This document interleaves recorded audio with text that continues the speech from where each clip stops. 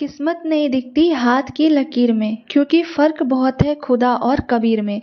आप जिसे चाहो और वह न मिले तो समझो उससे भी कुछ अच्छा लिखा है आपकी तकदीर में।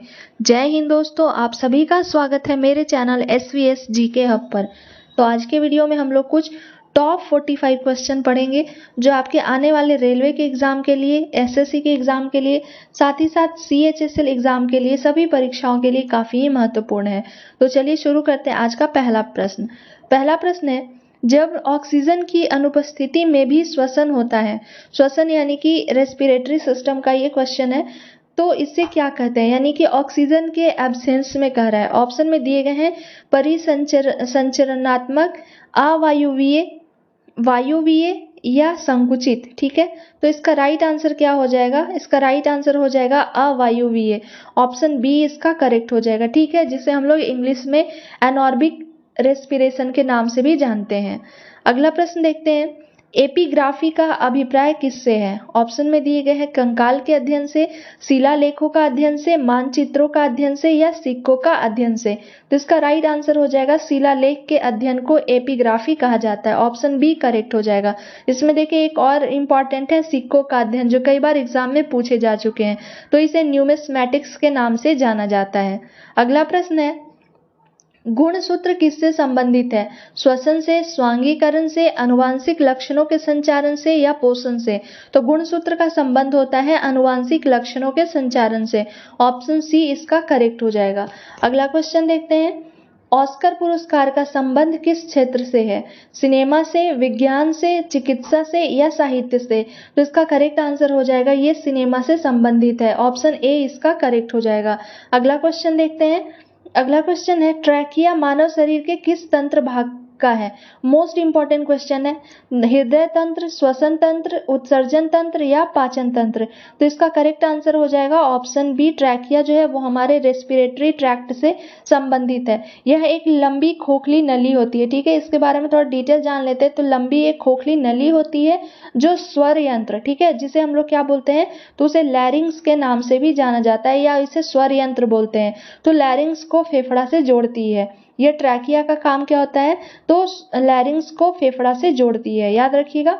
तो इसका राइट आंसर ऑप्शन बी हो जाएगा। अगला प्रश्न है, संविधान में संशोधन की प्रक्रिया किस अनुच्छेद में दी गई है? अनुच्छेद 352, अनुच्छेद 356, अनुच्छेद 368 या अनुच्छेद 370? तो इसका राइट आंसर हो जाएगा ऑप्शन सी, अनुच्छेद 368 से संबंधित है।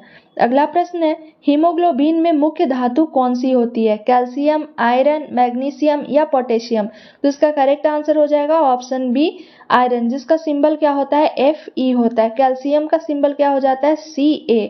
मैग्नीशियम का सिंबल क्या होता है? Mg। कभी कभी सिंबल भी एग्जाम में पूछ दिए जाते हैं। और पोटेशियम का क्या होता है? तो K होता है। पोटेशियम का K इसलिए होता है क्योंकि इसका पूरा जो लैटिन नेम होता है वो कैलियम होता है। ठीक है, KALIUM, कैलियम, इस कारण से इसे K लिखा जाता है। तो हीमोग्लोबिन में क्या पाए जाते हैं? आयरन। इस वीडियो में आपके जितने भी 50 प्रश्न दिए गए हैं वो सारे के सारे मोस्ट इंपॉर्टेंट VVI क्वेश्चन का कलेक्शन है। तो प्लीज आप लोग वीडियो को कंटिन्यू देखें, और अगर वीडियो पसंद आए तो एक लाइक, शेयर एंड सब्सक्राइब जरूर करें, ताकि आने वाले वीडियो का नोटिफिकेशन आपके नंबर पर आ सके। चलिए अगला प्रश्न देखते हैं। अगला है, भारतीय संविधान के अनुच्छेद 32 को संविधान की आत्मा और हृदय किसने कहा था? देखिए इसमें दो क्वेश्चन बनते हैं। पहला तो क्वेश्चन ये है, और दूसरा है कि संविधान की आत्मा और हृदय किस अनुच्छेद में कहा गया है? तो वो क्या हो जाएगा? अनुच्छेद 32। और किसने कहा था? तो इसका राइट आंसर क्या हो जाएगा? भीमराव अंबेडकर। भीमराव अंबेडकर देखिए ऑप्शन बी में दिया गया, तो राइट आंसर इसका ऑप्शन बी हो जाएगा। अगला प्रश्न है, अंतर्राष्ट्रीय बालिका दिवस 2024 में कब मनाया गया? ऑप्शन में दिए गए 14 अक्टूबर, 12 अक्टूबर, 13 अक्टूबर या 11 अक्टूबर? तो इसका राइट आंसर क्या हो जाएगा? ऑप्शन डी करेक्ट हो जाएगा। हर एक साल 11 अक्टूबर को अंतर्राष्ट्रीय बालिका दिवस के रूप में मनाया जाता है, ताकि हमारे देश के बालिकाओं को उत्साहन मिले, प्रोत्साहन मिले, और वो हमारे साथ कदम से कदम मिलाकर चल सके। इस कारण से अंतर्राष्ट्रीय बालिका दिवस का आयोजन हर एक साल 11 अक्टूबर को किया जाता है। अगला प्रश्न है, भारत के पश्चिमी तटीय मैदानों के उत्तरी भाग को किस नाम से जाना जाता है? ऑप्शन में दिए गए कर्नाटक तट, मालाबार, कोंकण या कोरोमंडल? तो इसका करेक्ट आंसर क्या हो जाएगा? ऑप्शन सी करेक्ट हो जाएगा। कोंकण के नाम से जाना जाता है। और ये जो है कहाँ से कहाँ तक फैला हुआ है इसे भी याद रखिएगा, क्योंकि प्रश्न पूछे जाते हैं। तो ये दमन से लेके गोवा तक के ये क्षेत्र जो है वो फैले हुए हैं और इसे कोंकण बोला जाता है। अगला प्रश्न देखते हैं। अगला प्रश्न है, प्रकाश वर्ष किसके मापने की इकाई है? ठीक है, ऑप्शन में दिए गए समय, दूरी, वेग और प्रकाश की तीव्रता। तो इसका राइट आंसर क्या हो जाएगा? इसका करेक्ट आंसर हो जाएगा दूरी। ऑप्शन बी करेक्ट हो जाएगा। अगला प्रश्न है, अंतरिक्ष यात्री को आकाश का रंग कैसा दिखाई देता है? नीला, सफेद, काला या लाल? तो करेक्ट आंसर इसका हो जाएगा ऑप्शन सी काला दिखाई देता है। अगला प्रश्न है, निम्नलिखित में से किसकी भेदन क्षमता अधिक होती है? अल्फा किरणें की, बीटा किरणें की, गामा किरणें की या न्यूट्रॉन की? तो इसका करेक्ट आंसर हो जाएगा ऑप्शन सी, गामा किरणें की जो भेदन क्षमता होती है वो सबसे अधिक होती है। निम्नलिखित में से कौन सा एंजाइम वसा को तोड़ने में मदद करता है? मोस्ट इंपॉर्टेंट क्वेश्चन है, कई बार ये एग्जाम में पूछे जा चुके हैं। कह रहा है कि वसा को तोड़ने में काम आता है। तो ऑप्शन में दिए गए लाइपेज, एमाइलेज, ट्रिप्सिन या राइबोन्यूक्लियेज। इसका करेक्ट आंसर हो जाएगा ऑप्शन ए, लाइपेज जो है वो वसा को तोड़ने का मदद करता है। अगला प्रश्न है, फोर्ट विलियम कॉलेज कहाँ स्थित है?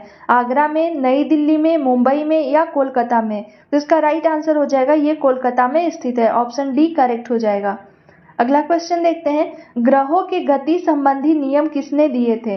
न्यूटन ने, केपलर ने, आइंस्टीन ने या जेम्स चैडविक ने? तो इसका करेक्ट आंसर हो जाएगा ऑप्शन बी, केपलर के द्वारा ग्रहों से संबंधित नियम को दिया गया था। अगला प्रश्न है, सिट्रिक अम्ल या जिसे हम लोग साइट्रिक अम्ल भी बोलते हैं किसमें पाया जाता है? मीठे पदार्थ में पाया जाता है, खट्टे पदार्थ में पाया जाता है, सब्जियों में पाया जाता है या फलों में पाया जाता है? तो साइट्रिक अम्ल जो होते हैं वो जो भी खट्टे पदार्थ होते हैं उसमें पाए जाते हैं। ऑप्शन बी इसका करेक्ट हो जाएगा। अगला प्रश्न है, राष्ट्रीय विज्ञान दिवस किस दिन मनाया जाता है? मोस्ट इंपॉर्टेंट क्वेश्चन है ये भी। 21 जनवरी को, 21 मार्च को, 28 फरवरी को या 23 मार्च को? तो इसका करेक्ट आंसर हो जाएगा ऑप्शन सी, हर एक साल 28 फरवरी को राष्ट्रीय विज्ञान दिवस के रूप में मनाया जाता है। अगला प्रश्न है, गायत्री मंत्र किस पुस्तक से लिया गया है? ऑप्शन में दिए गए हैं ऋग्वेद, सामवेद, यजुर्वेद या अर्थवेद। ये चारों के चारों वेद के नाम दिए गए हैं। तो गायत्री मंत्र जो है वो किस वेद से लिया गया है? तो ऋग्वेद से लिया गया है। ऑप्शन ए करेक्ट हो जाएगा। अगला प्रश्न है, देश का लौह पुरुष किसे कहा जाता है? सरदार पटेल को, पंडित जवाहरलाल नेहरू को, महात्मा गांधी को या लोकमान्य तिलक को? तो इसका करेक्ट आंसर हो जाएगा ऑप्शन ए, सरदार वल्लभ भाई पटेल को देश का लौह पुरुष के नाम से जाना जाता है। अगला प्रश्न है, किसे प्रसिद्ध रूप से मैसूर का बाघ कहा जाता है?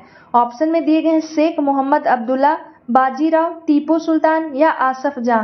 तो इसका करेक्ट आंसर ऑप्शन सी हो जाएगा, टीपू सुल्तान को मैसूर का बाघ कहा जाता है। और यही मैसूर में ही टीपू सुल्तान का बहुत बड़ा महल बना हुआ है। ये उनके महल से ही प्रसिद्ध है, जिसे मैसूर पैलेस के नाम से भी जाना जाता है। अगला प्रश्न है, सर्व शिक्षा अभियान किस वर्ष में शुरू किया गया था? 2002 में, 2001 में, 2003 में या 2000 में? तो सर्व शिक्षा अभियान की शुरुआत 2001 ईस्वी में हुई थी। ऑप्शन बी करेक्ट हो जाएगा। अगला प्रश्न देखते हैं, अदरक और हल्दी किस प्रकार के कंद हैं? सल्क कंद है, प्रकंद है, धन कंद है या स्तंभ कंद है? तो इसका राइट आंसर हो जाएगा ऑप्शन बी, ये प्रकंद के एग्जाम्पल हैं। ऑप्शन बी करेक्ट हो जाएगा। अगला प्रश्न है, जीवन की सबसे छोटी रचनात्मक एवं क्रियात्मक इकाई क्या है? उत्तक, अंग, कोशिका या क्रोमोसोम? तो इसका राइट आंसर हो जाएगा सबसे छोटी और रचनात्मक इकाई जो है वो कोशिका है, सेल। ऑप्शन सी करेक्ट हो जाएगा। अगला क्वेश्चन देखते हैं। अगला क्वेश्चन है, गुणसूत्रों की खोज किसने की थी, जिसे हम लोग क्रोमोसोम भी बोलते हैं? वॉटसन के द्वारा, वॉल्डेयर के द्वारा, रॉबर्ट हुक के द्वारा या क्रिक के द्वारा? तो इसका राइट आंसर ऑप्शन बी हो जाएगा, वॉल्डेयर के द्वारा गुणसूत्रों की खोज की गई थी। अगला प्रश्न है, पृथ्वी की आंतरिक परत को क्या कहा जाता है? ऑप्शन में दिए गए हैं क्रस्ट, मेंटल, कोर या सेल? तो इसका करेक्ट आंसर हो जाएगा ऑप्शन सी, कोर के नाम से जाना जाता है।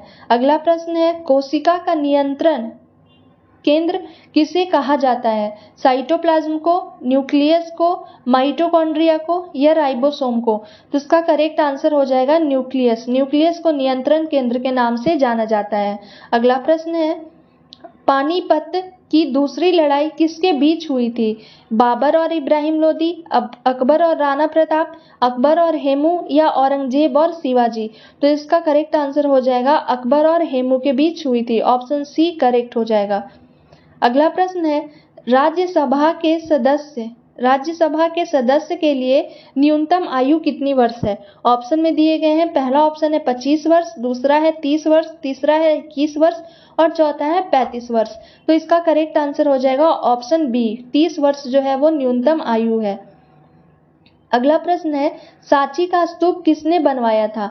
अशोक ने, गौतम बुद्ध ने, चंद्रगुप्त ने या खरगोन ने?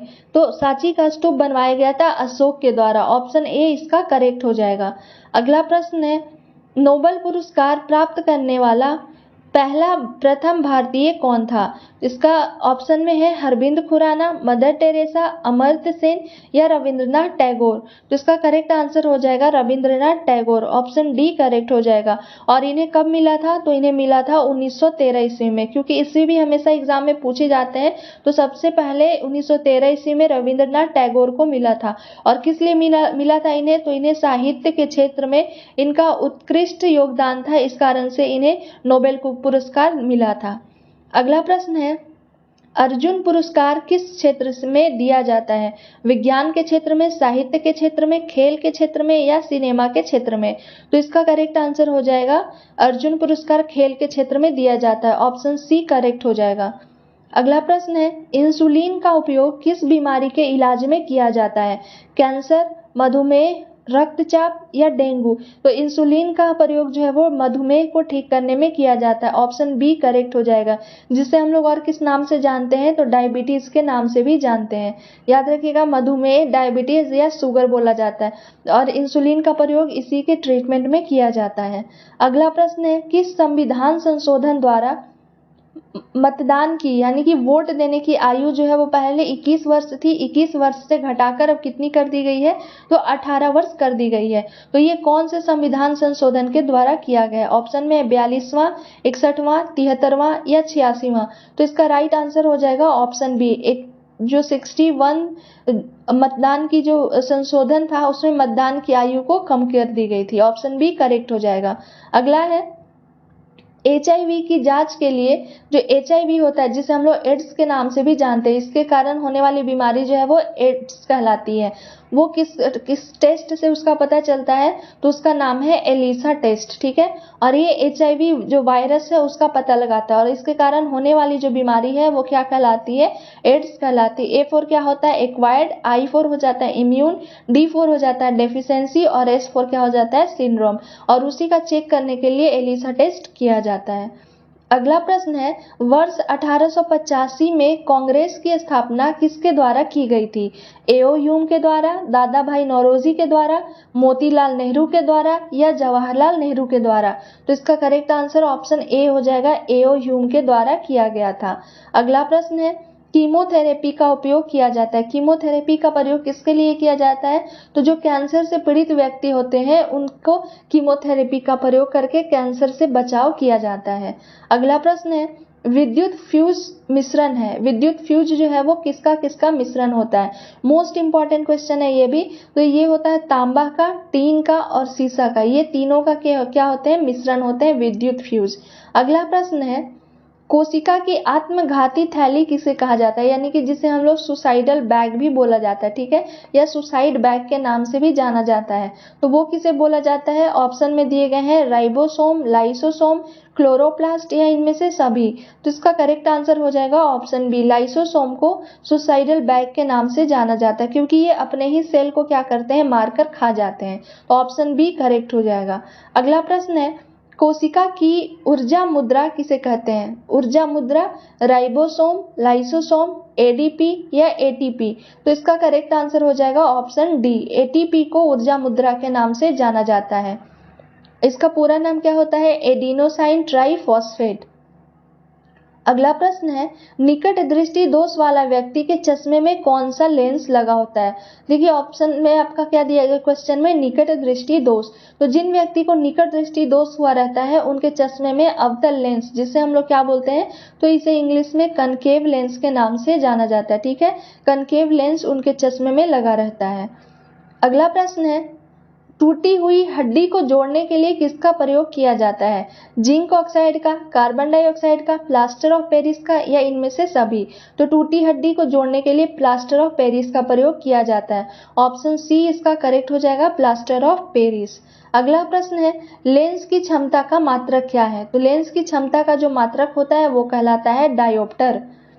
अगला क्वेश्चन देखते हैं, ALU का पूर्ण रूप क्या है। ये कंप्यूटर का मोस्ट इंपॉर्टेंट क्वेश्चन है और ये हमेशा एग्जाम में पूछे गए हैं, किसी न किसी ईयर के एग्जाम में ये हमेशा पूछे जाते हैं।